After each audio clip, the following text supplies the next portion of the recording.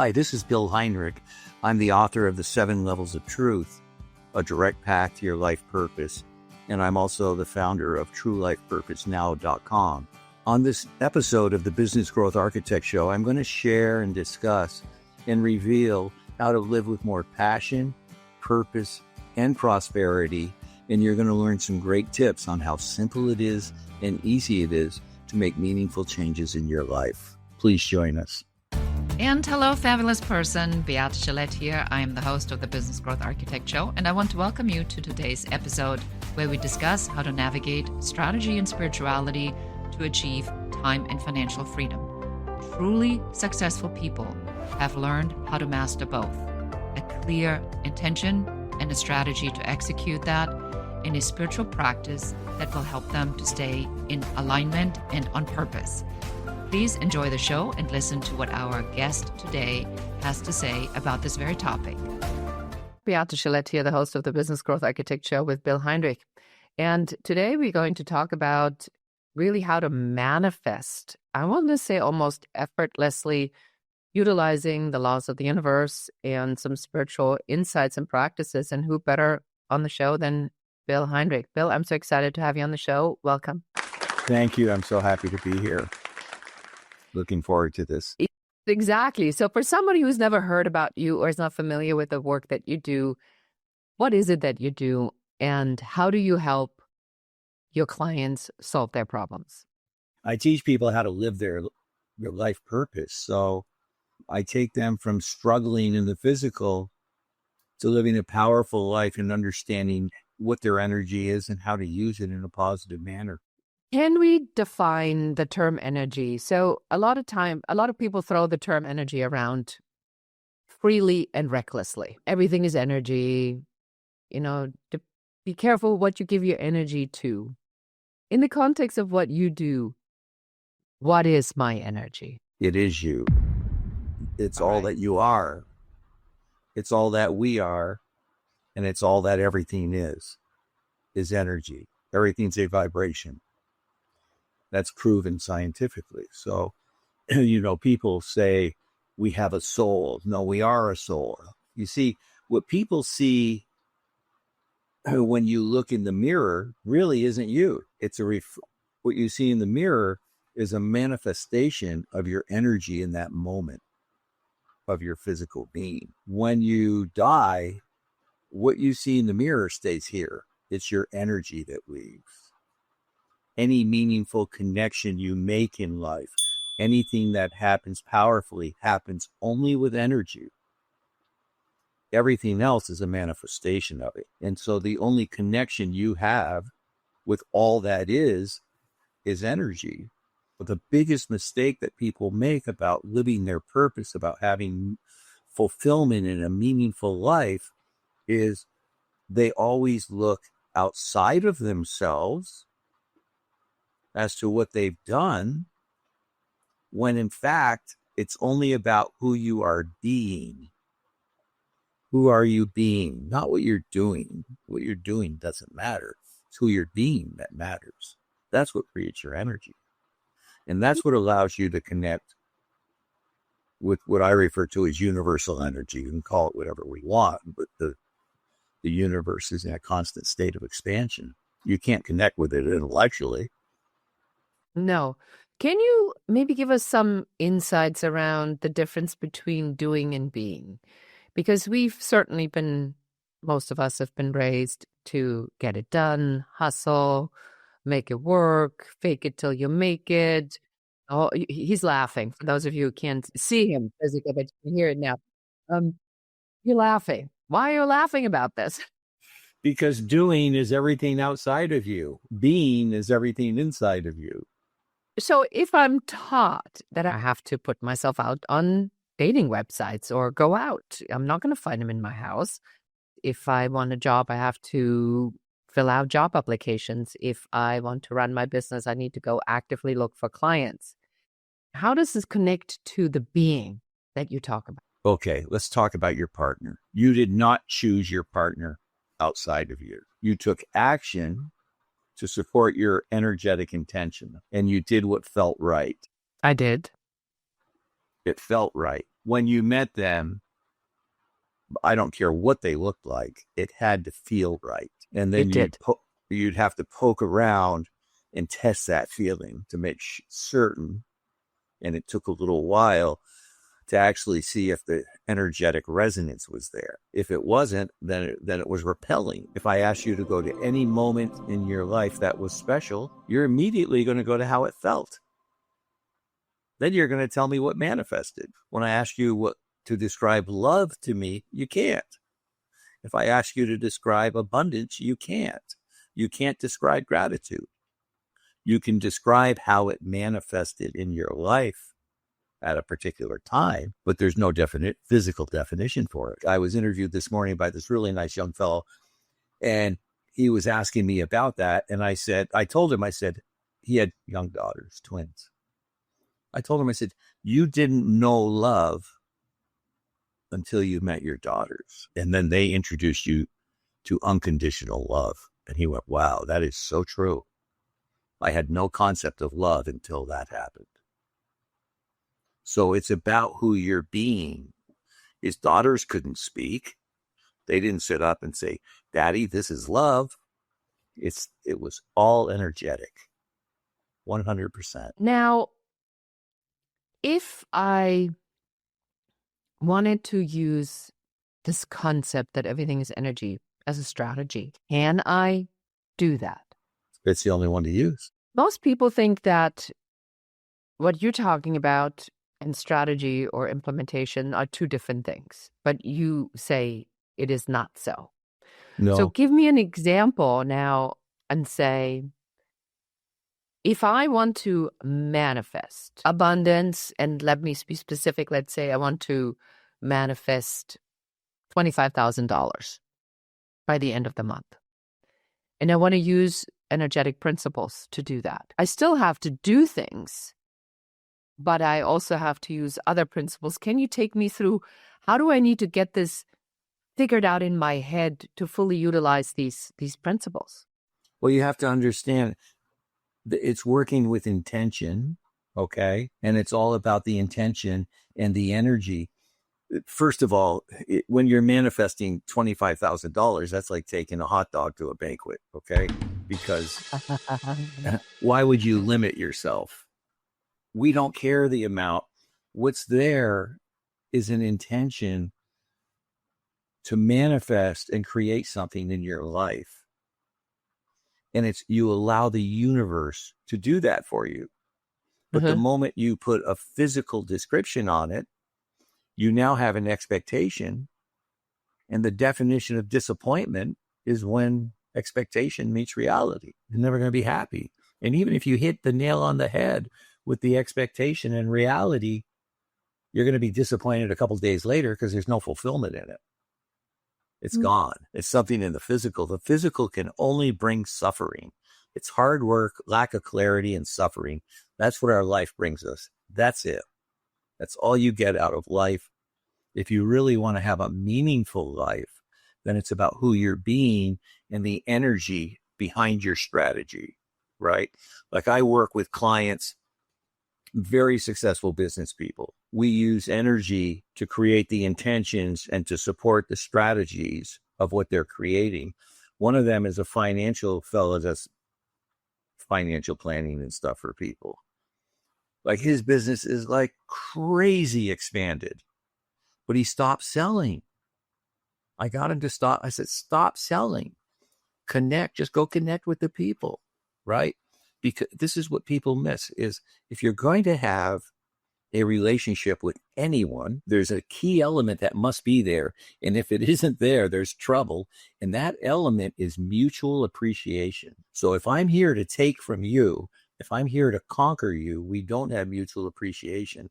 And you can feel the energy, right? Mm-hmm. And you get into the cat fight. But when there's a mutual appreciation, it's saying, I recognize that you're totally different than me, and I'm totally different than you. So let's have a conversation that's mutually pleasing to both of us, regardless of the outcome. The outcome is irrelevant. And this is how one builds trust. This is how one builds a very deep, meaningful relationship. I do that with my clients. There's something very unique about my clients. Okay. I currently have 5 one-on-one clients. I have groups also. I have 5 one-on-one clients that have all been with me for 7 years. That is so unusual in coaching. Mm-hmm. We meet every week for 7 years. It probably won't end. Why should it end? We're holding the intentions. We have mutual appreciation, and we're creating expansion and just enjoying life and seeing everyone's life just continue to expand, explode open. Because like attracts like. People never going to remember what you said. They're only going to remember how How you you made them made feel. them feel. Feeling is your vibration, and how you feel is the only thing in life that's real. That's it. Even the story that creates the feeling isn't real, but the feeling is real. That's it. That's the only thing that's real. Everything else is a perception of what you think is going on. And there's always 3 things happening in everybody's life: what they think is happening, what they want to happen, and what's actually happening. It sounds appealing and exciting, and it sounds much easier than I think what most of us are doing. How do It's I get much my... easier than most people. It's so much easier to live your purpose than to struggle in survival. I mean, it's so simple. It's ridiculous. I've always said that what makes you think that you're going to be more successful and make more money with something you dislike doing, that you wouldn't be more successful and happier with doing something you really truly love. I mean, that's, I just don't understand, but it's somehow it seems to be stuck in people's minds that they have to be in a job that makes them miserable. It's a survival mindset. See, the thing is, they don't have to be miserable in the job. They have to understand the stories inside them that create their misery, because the stories don't support them. And it's that simple. And the only way you can tell if a story doesn't support you is how you feel. That's it. You can't think it. You can't know it. You have to feel it. And when you feel it, you go, okay, I don't like feeling it. They've come to see me because they don't like the way they feel about it. It's not about what's going on in your life. It's how you feel about it. And your greatest asset is something called free will and choice. And we're the only ones in the universe that have that. Yet when we live outside of ourselves, when we live in survival, we give it away. We have no clue about free will and choice. I do what I want, when I want, where I want, with who I want, anytime I want. Mm-hmm. Now that sounds a bit facetious. It isn't. That's the definition of being spiritually responsible. That's the definition of why choice is so powerful. It certainly is. And I want to give an example and get your spin on this. So, I've talked about this on the show. My home, my podcast studio, my office, everything burned down in a period of 24 hours. And interestingly enough, when this happened, I was on a spiritual journey, and a lot of the spiritual journey was about letting go and stepping into wisdom. Be careful what you wish for, right? Holy smoking mackerel.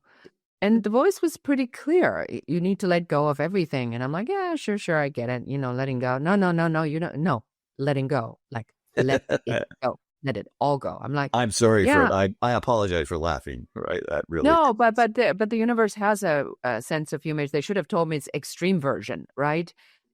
And then 4 days later, I had to let everything go because it was let go for me.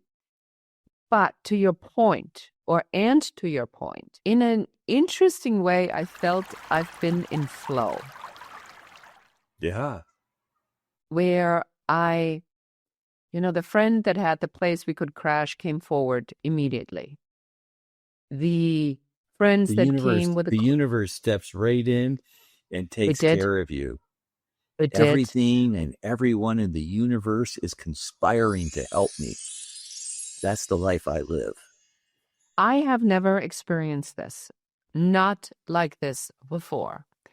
So I wonder, is it easier for me to surrender because I've been surrendered? Because there is literally nothing I can do about the magnitude of this is so extreme that even if I wanted to hold on to anything, I couldn't because it's gone, right? So is it easier? I mean, as much as we can talk about easy, to say a lesson this big in surrender and letting go is almost easier, but if I still have everything, surrender and let go is much more difficult because now I have to make conscious choices. So the choice of words isn't something that I would use. Surrender and Okay, let go ahead. I want to hear what you Okay. say about it. Yeah. Because surrender and let go has to do with the physical. Mm-hmm. Your lesson is in acceptance and detachment. Oh, I felt that. Yes. Uh-huh. You see the difference in that? Yes. So you can live with extreme acceptance and detachment and still have. I live in a constant state of detachment. I mean, there's nothing fulfilling in the physical world. There's nothing there. It isn't a Ferrari. It isn't a big house. It's who you're being. That's where the fulfillment is. That's where the fulfillment is. You know, when you speak about acceptance, I'll tell you another one. This is a higher teaching, I guess I would call it. Okay. Mm-hmm. But forgiveness, right? I mean, forgiveness is a joke because who gave me the power to forgive? I mean, come on. What am I going to wave a wand? Forgiveness, it's really about complete acceptance. Unconditional acceptance, unconditional love with acceptance. That's what forgiveness is. Yes, that happened. I accept that. There's a lesson there for me. The moment I carry resentment about it or anger, then it's like me drinking poison, wanting them to die. Right? So it's really about acceptance, unconditional love. That's where the real vibration is. That's where the real power is. Right? This thing of forgiveness is no, it's acceptance. It's acceptance of what's occurred, and it's acceptance of who I am. I like that much better because this forgiveness thing, especially for people that have had significant trauma or abuse, the word forgiveness is a huge trigger. And I don't think it's necessary. I've always felt that I don't want to give people that much power over me. I don't want to give them my energy. I don't want them to be in a position to control me by something that they did 30, 40, 50 years ago. You can only play in one of two positions in life. That's it. You're either going to have power or you're going to be the victim. There's no other position to take. Yeah, that was a great quote that I heard in one of my spiritual journeys. And that really put it in perspective for me. And it goes like this. It says, "How hungry must your heart have been to devour mine?" And that puts it right back into the responsibility of the person who does it versus them doing it. What I'm hearing you talk about, this recognition of what do I choose to take on? Yes? Talk to me a little bit about that. How can I have maybe a little bit more, I don't want to say control, because if I say control, then you're going to correct me with a different word. No. Here's what Go ahead. Here's what I'm going to say, and I know that you're going to agree with me about control. Okay? My life is completely out of control, and yours is too. Yes. And that's a fact. It is a fact. What people are doing is you work with your mind, but your mind can only do two things. One, access the past. It has to go to one of your past experiences. And two, protect you. That's all it can do. It can't do anything else. Your mind can't even come to the present moment. It is not possible. Your mind cannot participate in the present moment. It's not possible. Your mind can only create fear to protect you, and to create fear, it must go to the past or to the future. It's impossible to create fear in the present moment. Absolutely impossible. Which is why they say, if you live in the here and now, nothing can ever happen to you. That's right. This is just stuff that goes on. We don't know anything. Yet our mind tells us to protect this little piece we have. And eventually, what most people are doing is they're focused on getting to death safely. People regret the things they did not do for whatever reasons that there are. So, Bill, for our audience that's listening and it goes like, yeah, that sounds all really good. How? How can I overcome my own limited thinking? What do I do now to get out of this? Well, there's a couple of big pills you got to swallow to start with, right? And first of all, I've been researching this for over 30 years. I walked away from my life because I was so miserable so I could find the answer to why I was miserable. This is what led me on this path. I literally, 2 days after Christmas, walked out the door, left a relationship, walked out into a snowstorm, and never came back. I changed everything but my name, and it's led me to finding these things. And there's some very key considerations that people have to acknowledge. The first one is we are constitutionally incapable of being honest with ourselves. It is not possible. The reason it isn't possible is because we've come to Earth. We each have life lessons. There's 38 different life lesson paths a person could be on with billions of combinations. And people have blind spots. They're living with a blindfold on, making decisions based on who they aren't in this game of survival. So let's just start there. So let's just simplify life. There's only two emotions, love and fear. End of conversation. Everything comes from one of those. Everything. Fear is an innate understanding that everyone has so deep in themselves that they don't recognize it. And the fear is that they know they're going to die and it's inevitable. So it's fear of loss. This is what creates more fear than anything else in life. It's our fear. We're going to lose someone. Yeah, you're going to lose them. Guess what? That's what happens. Everybody dies. When? That's why our life is out of control. So fear can only be created in your physical life. It's impossible to create fear in your non-physical. What is spiritual? First of all, everybody's, it's spiritual. It's like spiritual is non-physical. That's what spiritual is. Let's get clear about that. Everybody calls it different things. They want to put a religious or the holy slant on the word. It's energy. And the universe runs everything. Wake up, people. The universe is running everything. Everything's a vibration. It's in a constant state of change, organic expansion all the time.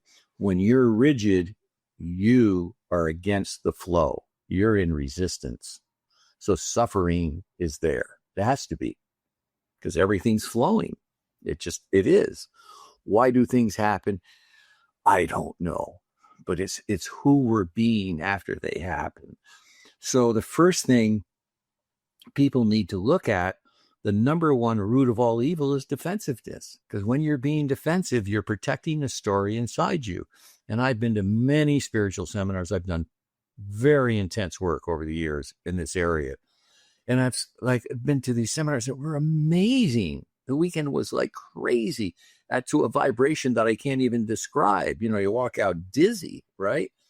Stay that way for a few days. I mean, literally, because right, you know what I'm talking about. Because drunk with connection. Yes, like you go there's nothing like being in ceremony creates a unbelievable vibration. It's wild, right? But why do people not come back? Why do they stop? That was my question. And I stayed there long enough to find the answer. And the answer is this. They reach a point where there's a story that they need to protect. Yeah, and that's 100%. It stops them dead in their tracks. They are not willing to let go of the story, or they aren't willing to look at it. It's so interesting that you say that, because I had this experience not on my last, but the first planned journey I was on. I realized that my trauma story with my mother and the abuse, that if I was going to let that story go, that is everything on why I am who I am, what I did, why I did it, the choices I made.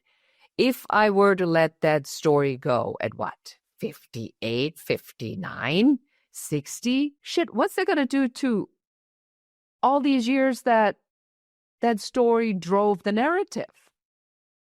Then that's poof, that's gone. And then what? So I understand that point of view very, very clearly because I was there a year ago and I'm like, this made me a little uncomfortable here because if I were to let that go and release her energetically from me and say she did the best she could with what she had, World War II child, God knows what happened to her, bless her, what's hers is hers, it's not mine, like doing all that good energy release work. And then I cannot tell that story anymore because then that story has no more meaning and is no longer true. So I think that the letting go. Okay, but I would take you on a different path with it. Please go ahead. Do. You tell the story because she taught you a valuable lesson and have gratitude for the lesson. Let go of the sadness that you didn't realize it till a year ago. But what did she teach you? What did that lesson teach you? This made you who you are today. I lived a life of misery, and it's every moment of that misery that allows me to be who I am today. And it's every moment of that misery that allows me to connect on a deep level with anyone about anything energetically. Because I understand it. I empathize with it. On a soul level, yes. I am so grateful. And on a physical level, I'm just so grateful. So, my father and I clashed and, I was the rebel. And I'm so grateful for the lesson that he taught me about commitment, about me being afraid to stand up and commit to who I was because I had to tell him who I wasn't. I had to show him who I wasn't. And once I finally got it, I was like, oh my gosh, I'm rebelling. That means they still have control over me. They say black, I go white. I'm not being me. What a valuable lesson to learn to become me. 100%. Well, that's really you're really describing, I think, the path to freedom. That the path to freedom certainly, Yeah, it's the way I live is total freedom, free will and choice. Yeah, free will and choice is to say, what do I allow to have control over me? And if anything does, is it true? I realized that it can't have been that good to begin with because otherwise it wouldn't have fallen apart. So for the need for it to fall apart in such a dramatic way, something's getting my attention. I have no desire to be on a sales call right now. I feel like I should, logically, but I neither emotionally nor spiritually really have the energy to do that. I just want to talk to people right now. I want to connect. I want to find out. I want to dive in. A fellow podcaster invited me into a vision workshop that he's doing. I think it came like back in flow. I said it on Friday. I feel like I'm lacking my vision. His program started on Monday. It's the universe. I walked away from my life. Like I got rid of everything. And that's when I learned that I will always be taken care of. I literally walked away from everything. I didn't work for 2 years. Like I just went on I gutted myself. I was totally committed to find the source of my misery. It was amazing the way the universe took care of me. It was incredible. Absolutely incredible. How did you trust? How did you learn to trust? How did you even make the commitment? It's real simple. Unwillingness. Unwilling to live a certain way any longer. You know how I call it? I say the pain of you staying where you are must be greater than your fear of change. Exactly. It's like I can't take it anymore. And it was 9:30 at night and snowing when I walked out the front door. I just looked up and said, God, I don't know where you're going to take me, but it's going to be better than where I've been. Let's do it. Anything but this. Yes. That's what it takes. And again, I know this is a business show. Let me tell you about business. Everything is to learn lessons. There's no difference. Business, personal. It's all the same. 100% the same. People see it differently. They're wrong. It's all the same. You are here to learn lessons You have life lessons, and they show up everywhere, especially in business or your ego. And they really show up there. Once people get that, and then you start communing, like with business people, one of the things I teach them is the difference between accountability and responsibility. People don't know the difference between the two. The vast majority, I tell them, pick one. They pick accountability, which is wrong. That makes you a victim. You're an energetic victim when you have accountability.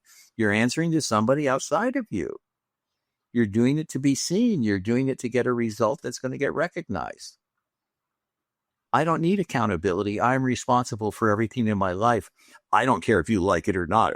I could care less, because I'm making choices for me, not for you, not for your approval. I was actually just having this conversation this morning. That was one of my breakthroughs this morning as I was doing this visioning program. And there was a piece in this where I said the reason why strategy oftentimes doesn't work, or most of the time doesn't work, because, not to put blame on anybody, but the McKinseys of the world and the people that are the great strategists all make it sound like it's static. It's not. It's dynamic. Right. Exactly. It's like clarity. Yeah. It's like clarity. You'll never have clarity. You will never have clarity. So as we wrap this up for today, if somebody now goes, I really want to do this, where do I start? What's the first thing that I need to do? Like, I heard you, I'm not satisfied, anything but this. What do I do? Go to speaktobill.com and get a 15-minute appointment with me. There you go. All right. So let's talk about that. For somebody who wants to hear how you can help them, where do we send them? Bill.com? Speaktobill.com. That's it. Bill.com and schedule your consultation. We get a 15-minute conversation. Whenever I speak to anybody, the first thing I have to do is I have to make sure that they have the capacity to do this. Not everybody does. This isn't for everybody. No. So it's whether or not they have the capacity. Because I'm not here to convince anybody of anything. You get to live your own life. Everyone that works with me, everyone that's ever worked with me, I give them a 100% guarantee that in a very short period of time, they will be living their life purpose, or I will give them all of their money back and their misery at the same time. And no one's ever asked for their money back in 15 years because we're all unique. And once you grasp just a couple of these simple principles, your life changes so quickly. It's like, whoa, like this isn't like do push-ups for 30 days. This is make a choice, reap the reward. Is the way it works. All right, Bill, it's been a pleasure to have you on the show. Thank you so much for being here and sharing these concepts. I selfishly always feel like I learned something myself, so I really appreciate you being here. Well, I really appreciate having the opportunity to have this discussion with you. Thank you. Thank you so much. And that is it for us for today. Thank you so much for listening to or watching this episode of the Business Growth Architect Show. If you know someone who is in absolute misery or just said over the weekend, I cannot take it anymore, please send them the copy with a link to this episode. And let's help more people to really understand where this dissatisfaction come from so that we can help more people step into their purpose and make their impact. And with that, I say goodbye. So appreciate you being here. Thank you so much for listening to the entire episode. Please subscribe to the podcast, give us a 5-star review, a comment, and share this episode with one more person so that you can help us help more people. Thank you again. Until next time. Goodbye.